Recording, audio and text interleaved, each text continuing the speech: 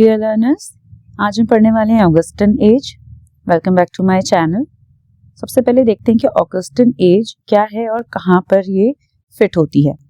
Neo classical as और Augustan age, इन दोनों के नॉमेनक्लेचर को लेके बहुत ज़्यादा कंफ्यूजन है लोगों में, तो मैं ये चीज़ क्लियर कर देती हूँ। देखो, जो नियो क्लासिकल एज है वो 1660 से 1798 तक की है, पर इस नियो क्लासिकल एज को 3 अलग ग्रुप्स में बांटा गया है। पहला है 1660 से 1700 तक रेस्टोरेशन या एज ऑफ ड्राइडन। इसमें जो मेन पोएट थे वो जॉन ड्राइडन थे, इसलिए इसे एज ऑफ ड्राइडन भी कहते हैं। और रेस्टोरेशन इसलिए क्योंकि इसमें मोनार्की रिस्टोर हो गई थी, वापस से राजा बना दिया गया था इंग्लैंड में।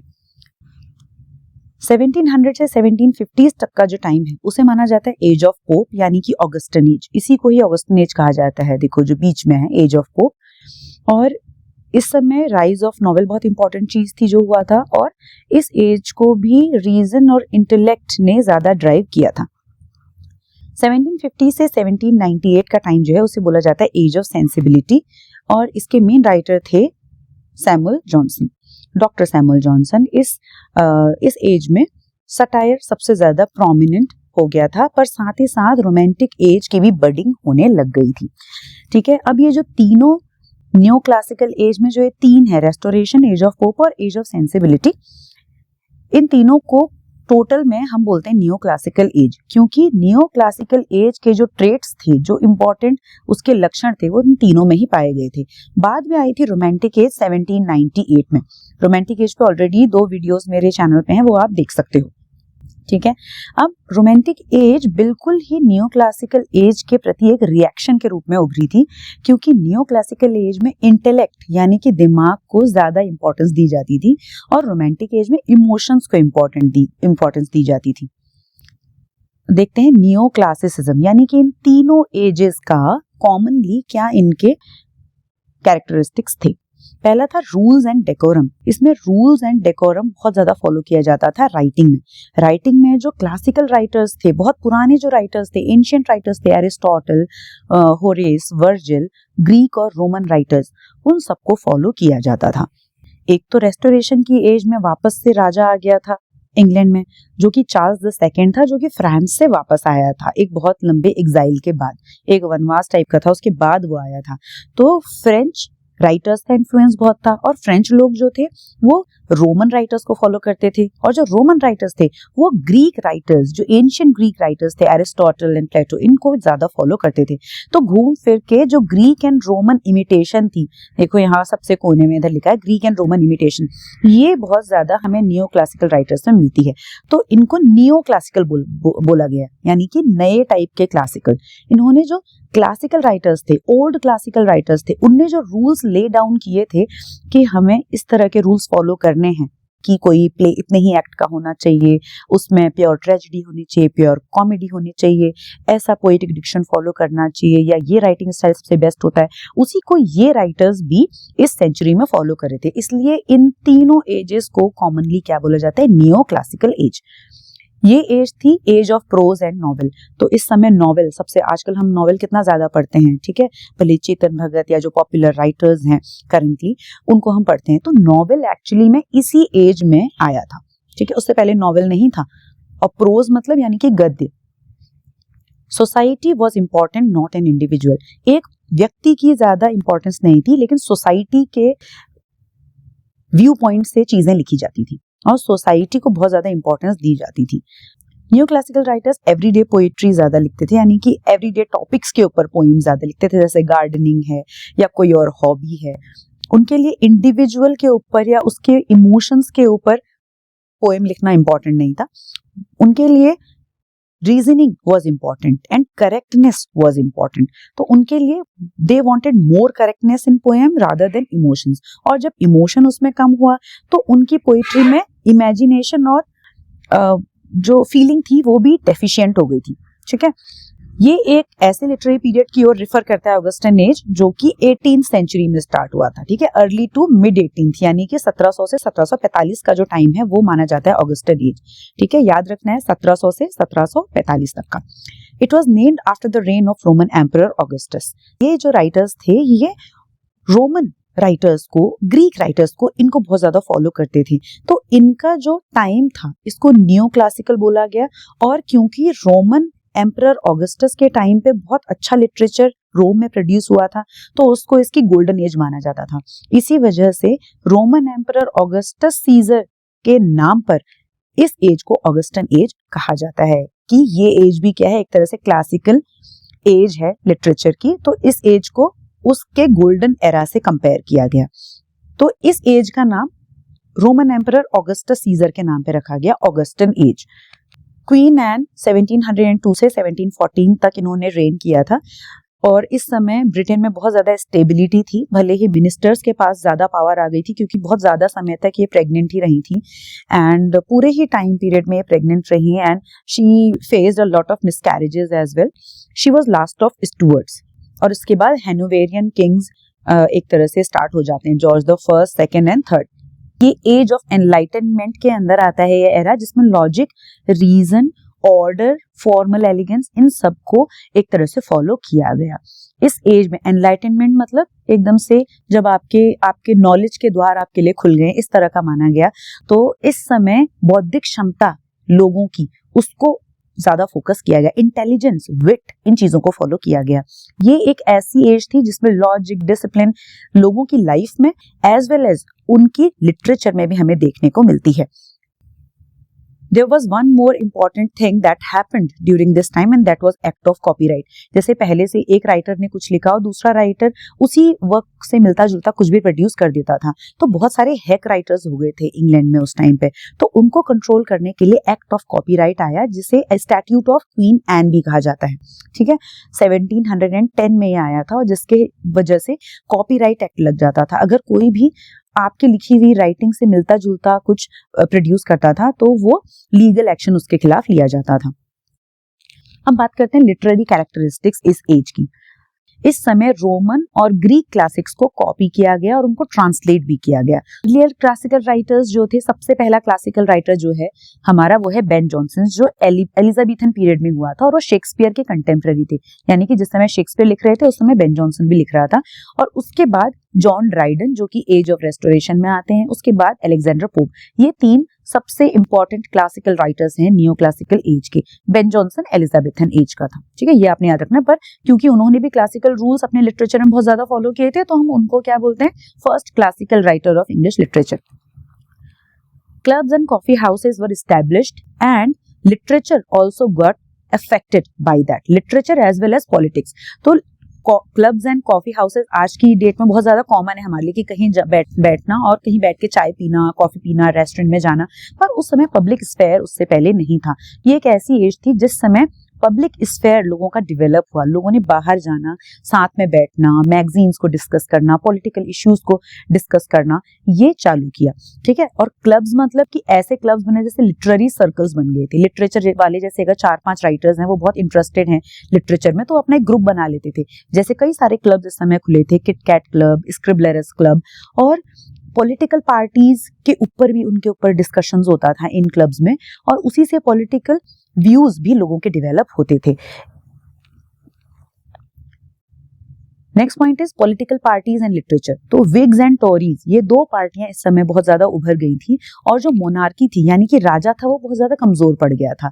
और विग्स एंड टॉरीज, ये दोनों जो पॉलिटिकल पार्टीज थी, इन्हीं से रिलेटेड लिटरेचर भी प्रोड्यूस हो रहा था। ठीक है, सभी राइटर्स जो थे किसी न किसी पार्टी को बिलोंग करते थे और उनको वहां से पैट्रनेज भी मिली हुई थी और उसी के अकॉर्डिंग वो लोग लिटरेचर प्रोड्यूस करते थे, एक दूसरे के ऊपर सटायर करते थे। विग्स हैं जो वो टोरीज के ऊपर लिटरेचर लिखते थे और उनको क्रिटिसाइज करते थे। टोरी राइटर्स जो थे वो विग्स को अपना निशाना बना के अपने लिटरेचर में लिखते थे। तो एक पॉलिटिकल लिटरेचर भी वहां पे प्रोड्यूस हो रहा था। Next important point was rise of middle class. धीरे धीरे जब इंडस्ट्रियलाइजेशन बढ़ गया था तो इस समय रीडिंग पब्लिक बहुत ज्यादा बढ़ गई थी क्योंकि मिडिल क्लास बढ़ी और मिडिल क्लास में यानी कि लोग एकदम गरीबी से थोड़ा ऊपर उठे तो उनके पास थोड़ा टाइम था दिन में, लेजर वाला टाइम। उन्हें लेबर वाला काम छोड़ के क्या किया था, अपने बिजनेसेस स्टार्ट कर लिए थे। तो धीरे धीरे रीडिंग उनके जीवन शैली में आ गई थी। ठीक है, तो एक रीडिंग पब्लिक उस समय पैदा हो गई थी। तो उन्हीं के हिसाब से नॉवेल्स भी लिखे जाने लगे। पहले नॉवेला छोटे छोटे लिखे जाने लगे और धीमे धीमे क्या हुआ, अच्छे नॉवेल्स प्रोड्यूस हुए। सबसे पहले रॉबिन्सन क्रूसो आया, फिर पामेला सैमुअल रिचर्डसन का आया, ठीक है। तो ऐसे धीमे धीमे फिर प्रॉपर नॉवेल फॉर्म इस एज में डेवलप हो गई थी और रीडिंग पब्लिक ने उसके नॉवेल के स्प्रेड को बहुत ज्यादा सपोर्ट भी किया। Next was that it was an age of prose. जैसे इसके बाद की जो एज है ना, रोमांटिक एज, वो प्योरली एज ऑफ पोइट्री थी, पर ये जो एज थी ये थी एज ऑफ प्रोज। इस समय मैगजीन्स लिखी गई, पैम्फलेट लिखे गए और न्यूज़पेपर्स इसी टाइम पे आए, जिनको पीरियोडिकल्स कहा जाता था कि वो एक फिक्स टाइम पीरियड पे आते थे, जैसे ट्यूसडे, फ्राइडे एंड संडे ऐसे आएगा, ठीक है। तो पीरियोडिकल्स आते थे। Writing also developed as a business during this time, क्योंकि कॉपीराइट एक्ट आ गया था और हैक राइटर्स को भी कंट्रोल कर दिया गया था, जो लोग सिर्फ पैसे के लिए लिखते थे और बड़े बड़े राइटर्स के वर्क्स को कॉपी कर लेते थे, ठीक है। थोड़ा यहाँ से उठाया, थोड़ा वहां से उठाया और कुछ लिख दी पोएम, तो ऐसा भी बहुत होता था। पर कॉपीराइट एक्ट की वजह से राइटिंग एक बहुत ही फ्रूटफुल बिजनेस की तरह इस समय उभर के आई। The literature of this emphasized on reason, clarity over emotion, ठीक है। रीजन, लॉजिक और इमोशन को बहुत लेस कर दिया था और क्लैरिटी, हर चीज में क्लैरिटी, लिखने में बहुत ज्यादा क्लियर लोग हो गए थे एंड बहुत जो उनके टॉपिक्स थे जो वो अपने लिटरेचर में लेते थे, वो भी इमोशनल या इंडिविजुअल पे बेस नहीं होता था, बहुत ज्यादा सोसाइटी पे बेस्ड होता था। पोएटिक डिक्शन इस टाइम का it was full of wit and objectivity, ठीक है। विट मतलब कि बहुत ज्यादा बुद्धिमत्तापूर्ण उनकी लैंग्वेज होती थी। It was very intelligent kind of language and you will always need a dictionary to read their literature. आपको डिक्शनरी लेनी पड़ेगी अगर आपको उनका लिटरेचर पढ़ना है तो, ठीक है। तो पोएटिक डिक्शन, यानी कि पोएटिक डिक्शन क्या होता है कि एक पोएट क्या वर्ड अपने पोएम में चूज कर रहा है। The literature of this age had less passion, more clarity, ज्यादा क्लियर था अपनी चीजों को लेके, ऑब्जेक्टिविटी बहुत ज्यादा थी। जैसे रोमांटिक एज में जब हम लिटरेचर देखते हैं ना, तो उसमें ऐसा होता है कि जैसा आपका मूड होगा वैसा ही आप उस पोएम को पढ़ोगे और वो आपको उस वे में इंस्पायर करेगी, उसका कोई मोरल रीजन नहीं होता था। पर इस समय this literature actually inspired people and made them more correct, उनको सोशली बहुत करेक्ट बनाने की उसमें कोशिश थी। तो हर लिटरेरी पीस में, किसी भी वर्क में कोई ना कोई मोरल जरूर होता था, ठीक है। तो क्लैरिटी बहुत ज्यादा थी और इमोशन कम था। अब देखते हैं इस एज के जो मेजर राइटर्स थे और उनके वर्क्स। पहले थे अलेक्जेंडर पोप, उन्हीं के नाम पे इस एज को एज ऑफ पोप भी कहा जाता है। ऑगस्टन एज ऑफ पोप, ये दोनों इस एज के नाम है। कौन सी एज के? 1700 से 1745 तक या 50 तक, ठीक। He was the leading figure of this age and he was known for his satirical and didactic poetry. Didactic मतलब जिसमें पोएम तो है ही, पर साथ में एक पढ़ाने वाला उनका टोन भी है, कुछ ना कुछ वो आपको जरूर सिखाएंगे। और वैसे भी नियो क्लासिकल राइटर्स जो है वो क्लासिकल राइटर्स को फॉलो करते थे और क्लासिकल राइटर्स बोलते थे कि the aim of literature is to teach and delight, कि आपको पोएम पढ़ने वाले को एंटरटेन भी करना है और उसको कुछ सिखाना भी है। To teach and delight, delight मतलब किसी को खुश करना, टीच मतलब पढ़ाना। तो पोएम ऐसी होनी चाहिए। लिटरेचर का एम क्या है? To teach and delight. तो ये सेम फॉलो करते थे ये लोग, यही प्रिंसिपल फॉलो करते थे। अब है जोनाथन स्विफ्ट, उनके वक्त से गलिवर्स ट्रैवल्स, और इन्होंने बहुत ज्यादा यूज किया था सटायर को, ताकि उनकी कंटेम्प्रेरी सोसाइटी है जो वो काफी ज्यादा ठीक हो जाए। और जो विग्स एंड टोरीज, ये पार्टीज है, राजा जो है, उन सबको क्रिटिसाइज किया था कि वो अपना बिहेवियर क्या करें, करेक्ट कर लें। तो मैंने बताया कि ये जो एज थी मोरालिटी पे बहुत ज्यादा ध्यान देती थी, ठीक है। नेक्स्ट वाज डैनियल डीफो, और उनका एक वर्क था रॉबिन्सन क्रूसो, जो कि एक अर्ली नॉवेल इसको माना जाता है।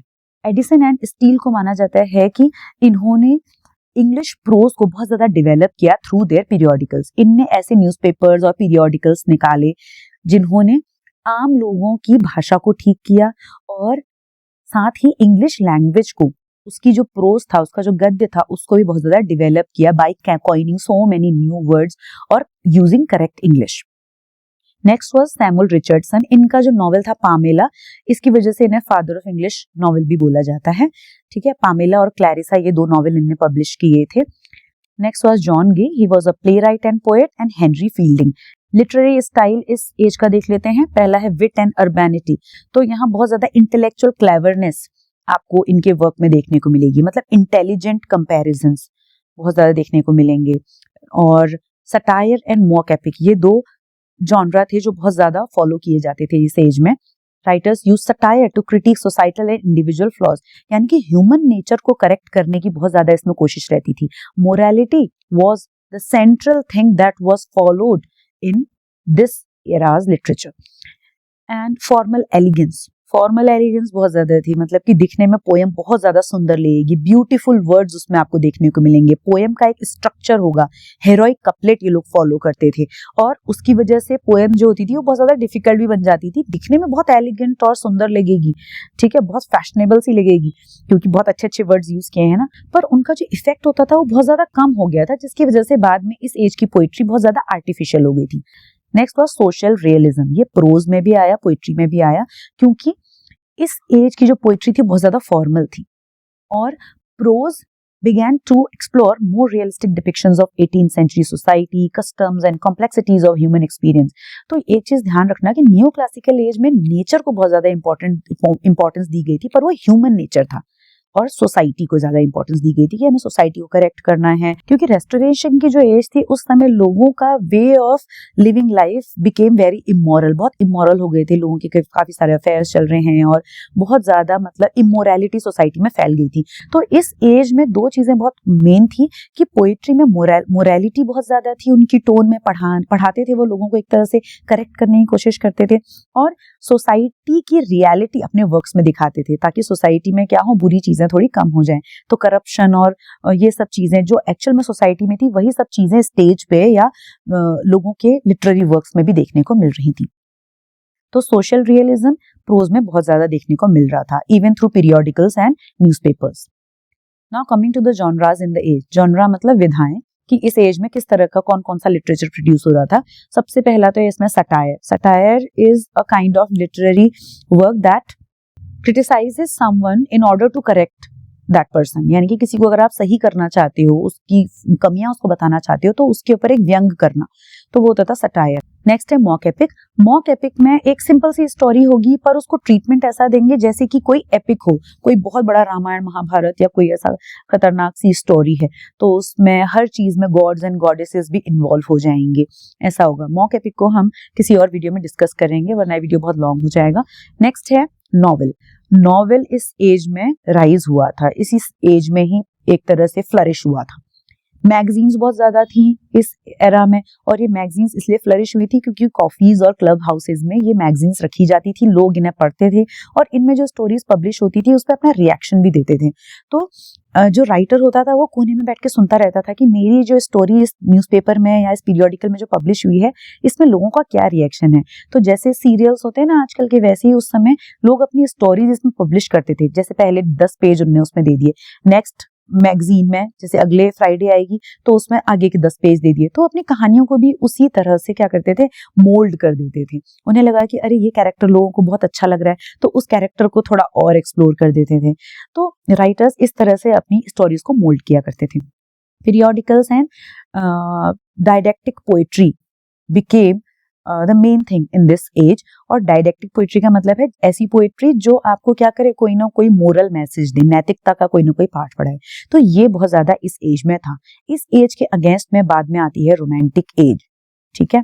और रोमांटिक एज में इमोशन को ज्यादा इंपॉर्टेंस दी गई, नेचर अराउंड अस जो हमारे आसपास है, पेड़ पौधे फूल पत्तियां, इनको ज्यादा इंपॉर्टेंस दी गई, ठीक है। याद रखना कि न्यू क्लासिकल एज में ह्यूमन नेचर को सेंटर पे रखा गया, और यहाँ पे हमारी जो सराउंडिंग्स हैं, जो नेचर हमें सराउंड करता है, उस पे ज्यादा फोकस किया गया। Okay, so this is it for this video. अगर आपको ये वीडियो पसंद आया तो please like, share and subscribe to my channel. Thank you so much for watching this video so far. Thank you so much.